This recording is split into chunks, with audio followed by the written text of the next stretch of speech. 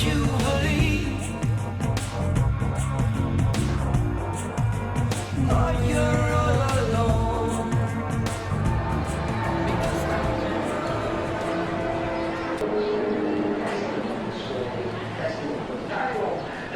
Concepts, the whole country's not working. They're busy making tests for Hollywood.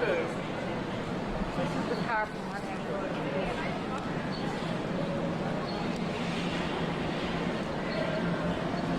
An age of Hollywood when movie stars were born overnight and studios were popping up everywhere. And yet, a talented young newcomer to the scene couldn't find a job at any of the studios. So you know what he did? He decided to start his own studio. You know what the young man's name was? Walt Disney. Later that year, Walt and his brother Roy opened the very first Disney Brothers cartoon studio in the back of a Hollywood real estate office. In just 2 days, the first contract was signed and the brothers were off and running.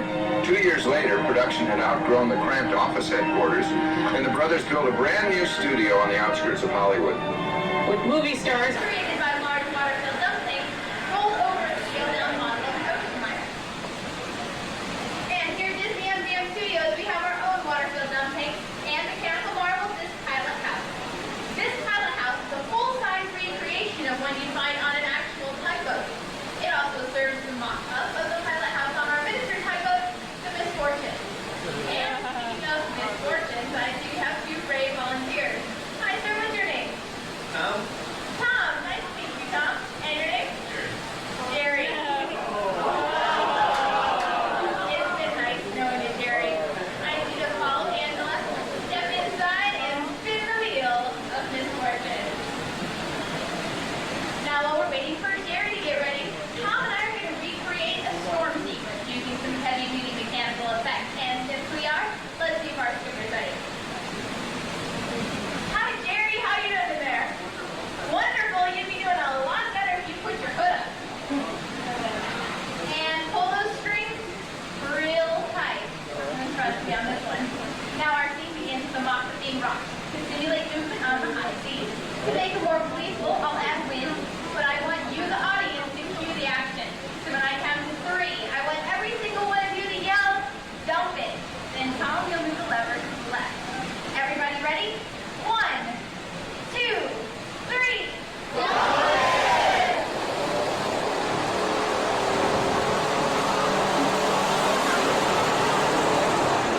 And that's a great job, guys. Now we're going to take the footage that we just shot, edit it together with footage of our miniature tugboat filmed in a water tank just like this. You'll see how miniatures, special effects, and 2 highly trained professionals come together to create a classic high-seas adventure.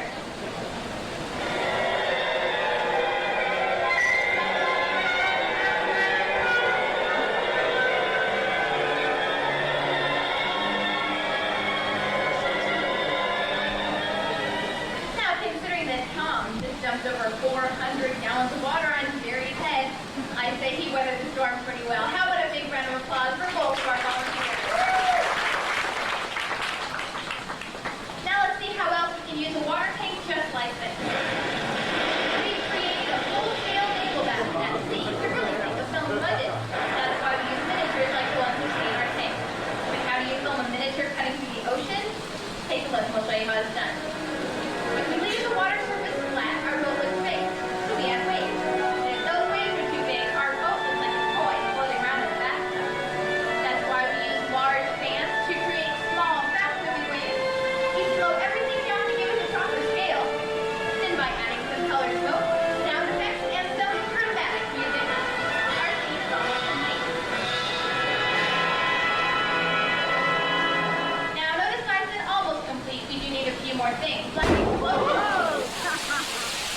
Provided by underwater air cannon, a brave actor, provided by Tom, and a highly skilled special effects expert, Jerry, who just recently retired from acting.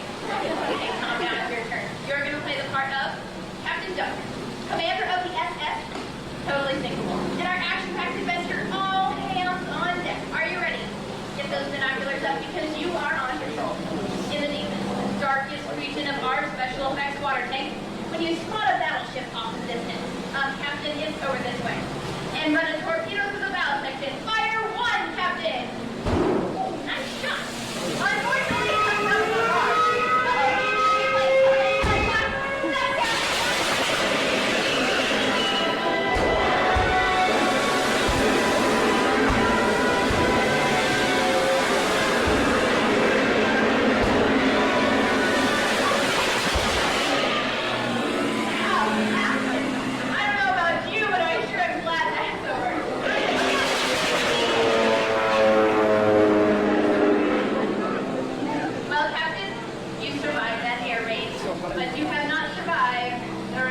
of Jerry.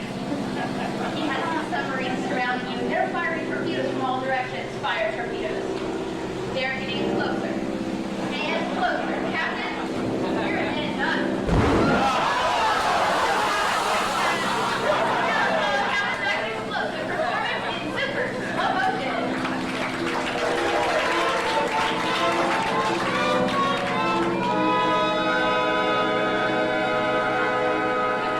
You two are terrific. I can honestly say it's been a blast working with both of you. How about a big round of applause for us all?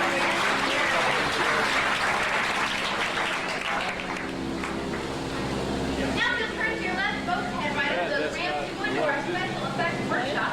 You'll see how miniatures like lunch and are taken to use in many different ways. Enjoy the rest of your day here at Disney M.G.M Studios. Bye, everybody.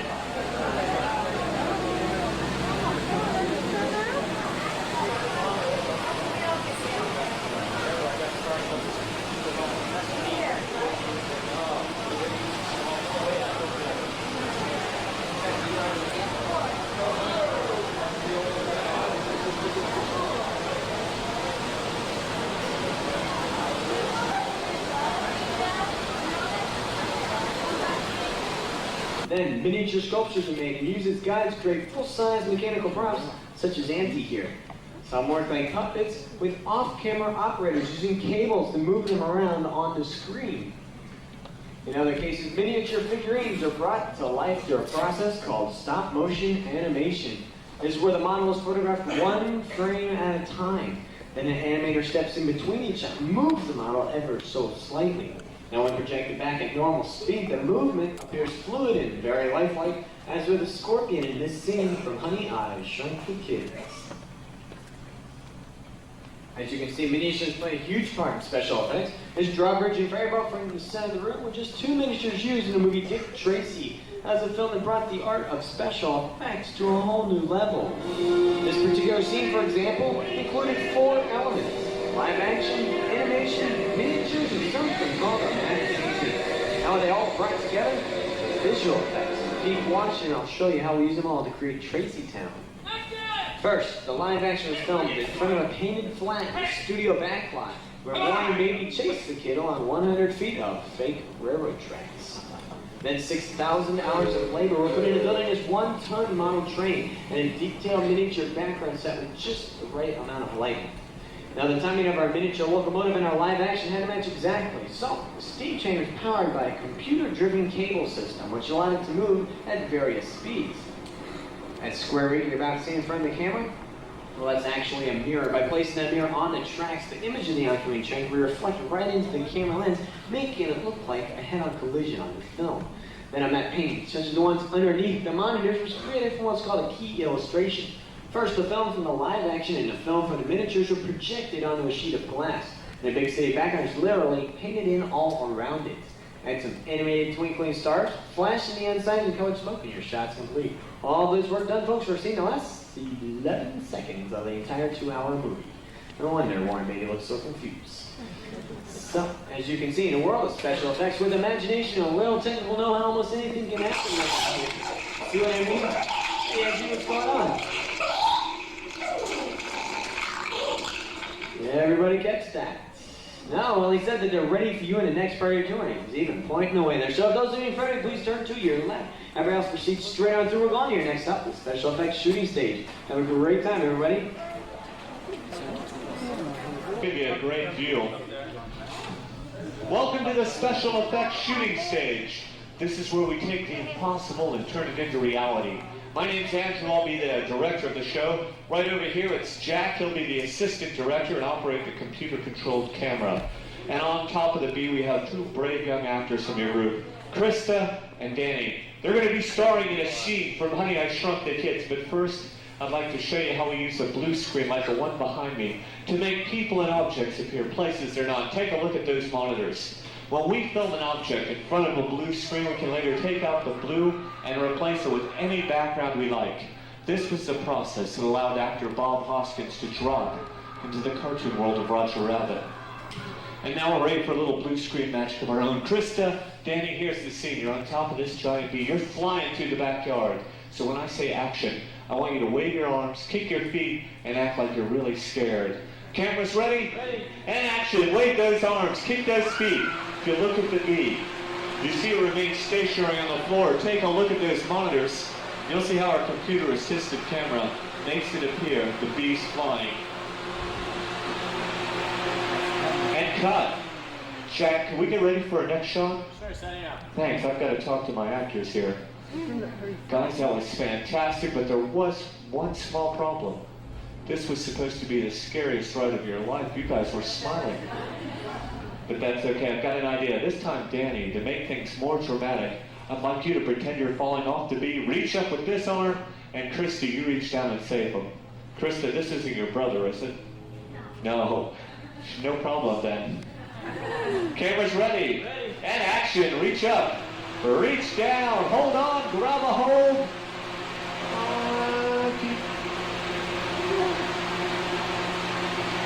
And cut.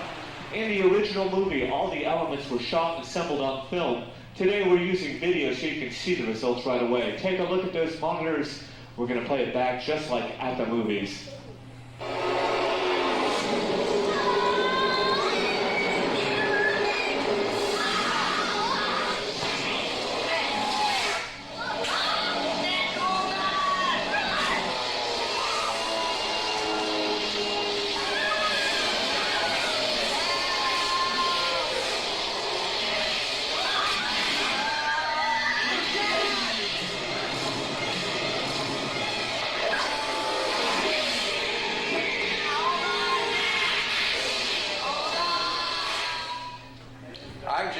And I'm Roger Ebert. You know, Gene, those are really pretty impressive special effects. I disagree, Roger. I thought it looked like they were hanging onto a fuzzball in front of a blue screen. I like the acting.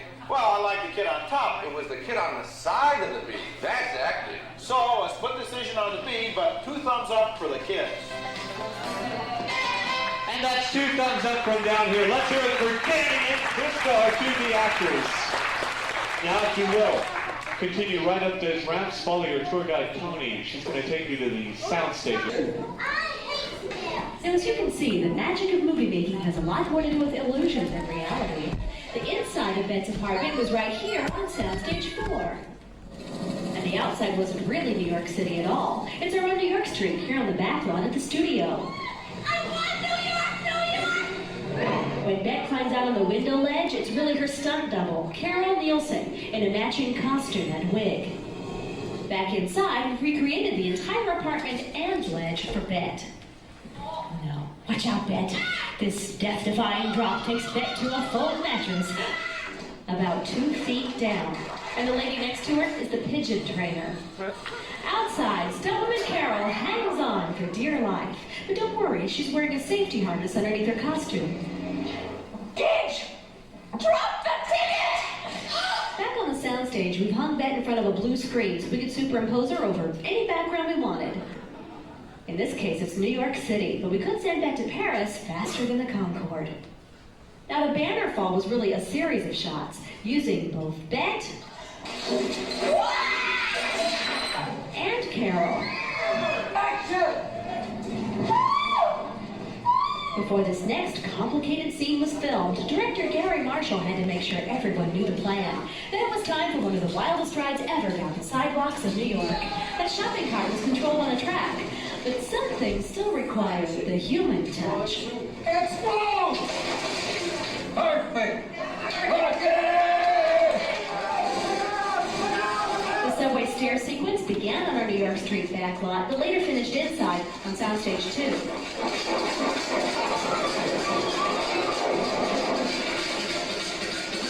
Remember that flight over the turnstiles? That used a compressed air catapult. These shoes may fall apart, but it's not because they're cheap. It's because the heels are made out of wax. And that fearsome subway train isn't what it appears to be either. But at least our crew makes sure it arrives on time. Days to shoot. And that's the reality. But we feel the illusion was worth it. Now before you go, I'd like to take this opportunity to thank you all for joining us inside the magic, and I hope you enjoy your stay at the Disney M.G.M. Studios. Bye-bye, everyone.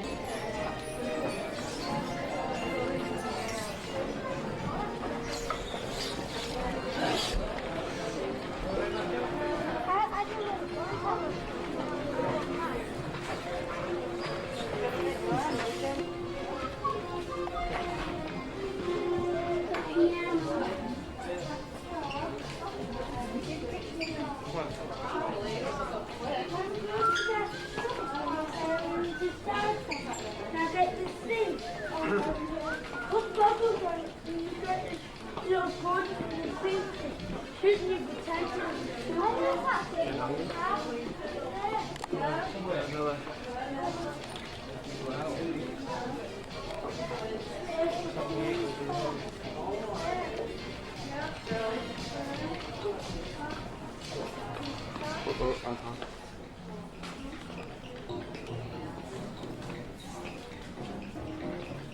Wow, on est sur le... En fait, non, vous avez eu des cinémas.